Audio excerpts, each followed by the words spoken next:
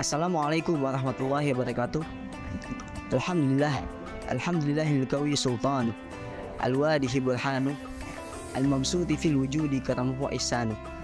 Allahumma salli wa sallim ala sayyidina Muhammadin wa ala ali sayyidina Muhammad.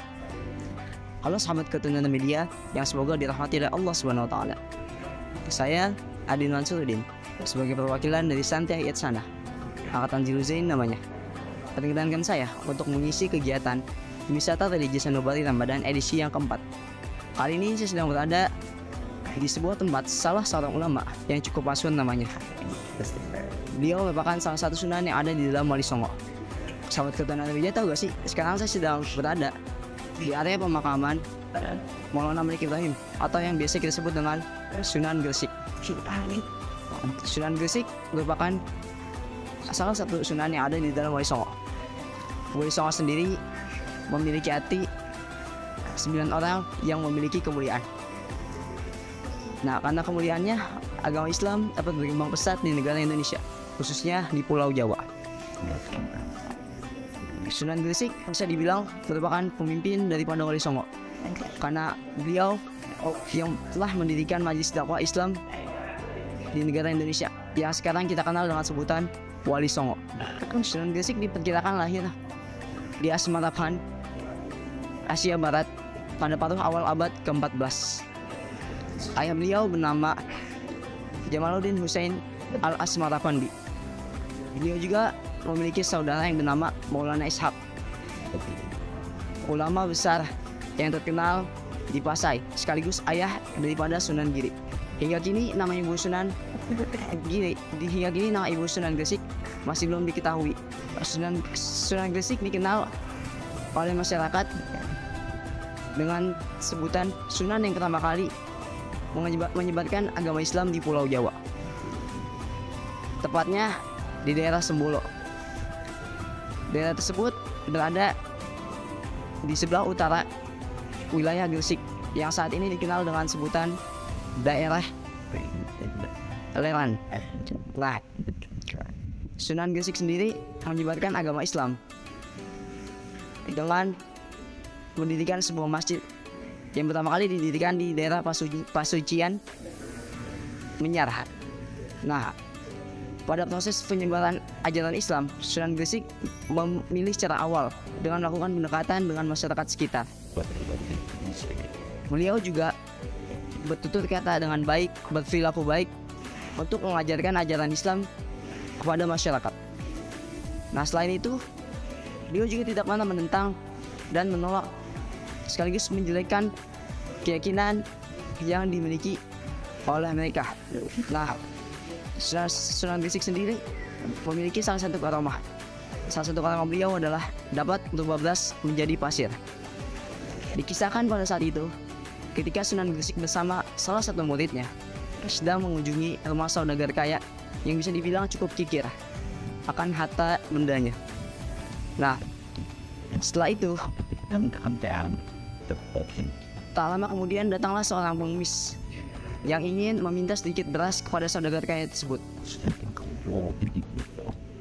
Namun jawaban sang saudagar kaya adalah jika ia tidak memiliki sedikit pun beras di dalam rumahnya, melainkan hanya sekarung pasir, tidak lebih daripada itu.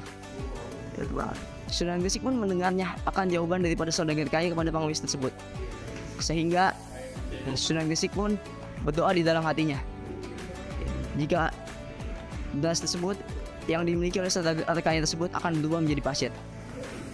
Karena pengemis tersebut pun sungguh kecewa dan langsung beranjak pergi karena tahu saudagar kaya itu cukup kikir dan pelit akan hartanya.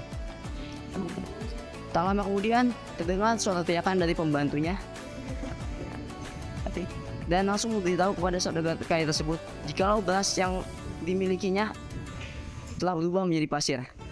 Tak lama setelah itu saudagar kaya pun langsung bersikukuh, langsung menghampiri Sunan Gresik dan meminta ampun kepadanya agar beras tersebut dirubah kembali agar tidak menjadi pasir melainkan menjadi beras. Nah, sedikit tentang karakter beliau.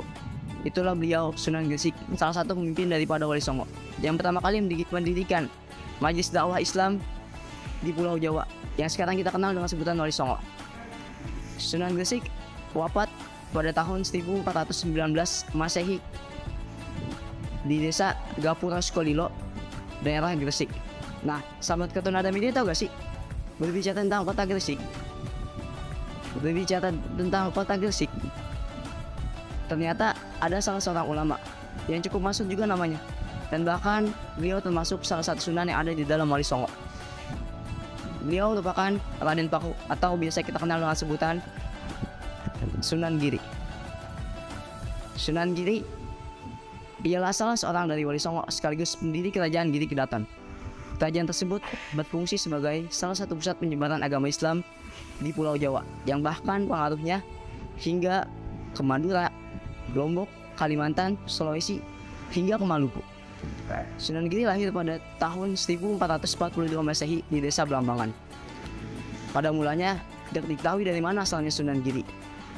Dikisahkan pada saat itu, seorang nyai bernama Pinatih atau bisa kita sebut Nyai Pinatih menemukan seorang bayi laki-laki di sebuah peti yang tersangkut di kapalnya.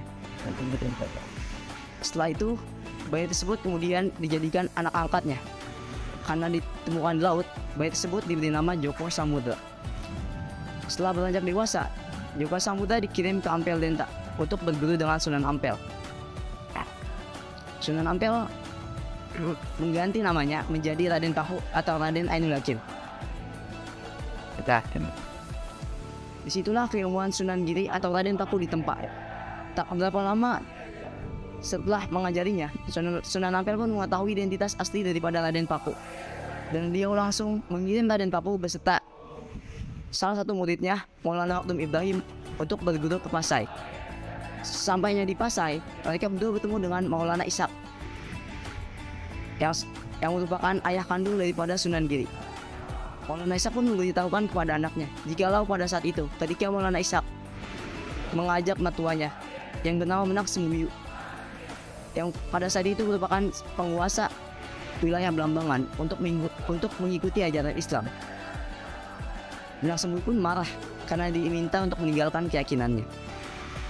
Hingga akhirnya Maulana Ishak pun diusir dari wilayah Blambangan dan diasingkan daripada istrinya. Pada saat itu pula, istrinya yang bernama Dewi Skardadu tengah hamil tua. Di tengah kehamilannya, Dewi Skardadu pun dipaksa menetap di Blambangan. Merana karena ditinggal suaminya, Dewi Skardadu pun meninggal saat melahirkan seorang bayi laki-laki. Bayi laki-laki inilah yang merupakan Pangeran Giri atau yang sekarang kita kenal dengan sebutan Sunan Giri.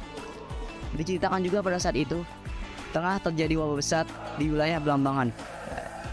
Menak Sembiu berkeyakinan jikalau penyebab obat tersebut adalah kelahiran dari bayi laki-laki Maulana Ishak. Hingga akhirnya bayi tersebut pun diletakkan di sebuah peti dan dibuang ke laut, sehingga ditemukan oleh Nyai Pinatih dan diberi nama Joko Samudra yang saat ini kita kenal dengan sebutan Raden Paku.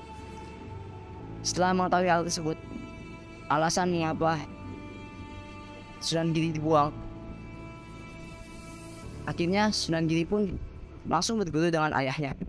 Setelah 3 tahun berguru, Sunan Giri pun kembali ke Pulau Jawa dan langsung mendirikan sebuah pondok pesantren yang bernama Pesantren Giri, terletak di sebuah bukit di daerah Sidomukti, Kebomas. Dalam bahasa Jawa, Giri berarti gunung. Sejak saat itu, ia dikenal oleh masyarakat dengan sebutan Sunan Giri. Pesantren Giri tersebut menjadi terkenal sebagai salah satu pusat penyebaran agama Islam di Pulau Jawa, yang bahkan telah kita ketahui pengaruhnya sampai ke Madura, Lombok, Kalimantan, hingga ke Maluku.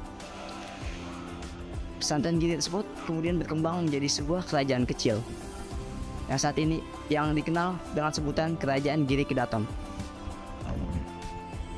Sunan Giri juga telah berupaya dalam merangkul tradisi lokal dan memadukannya dengan dakwah Islam seperti selamatan, acara di keramaian, hingga upacara adat lainnya. Dalam dakwah seperti ini cukup efektif agar menarik hati masyarakat untuk bersedia memeluk agama Islam. Sunan Giri wafat pada tahun 1506 Masehi di Desa Giri, Kecamatan Kebumas, Kabupaten Gresik. Sekian dari saya. Allahumma wafiq ila aqwamit thariq. Wassalamualaikum warahmatullahi wabarakatuh.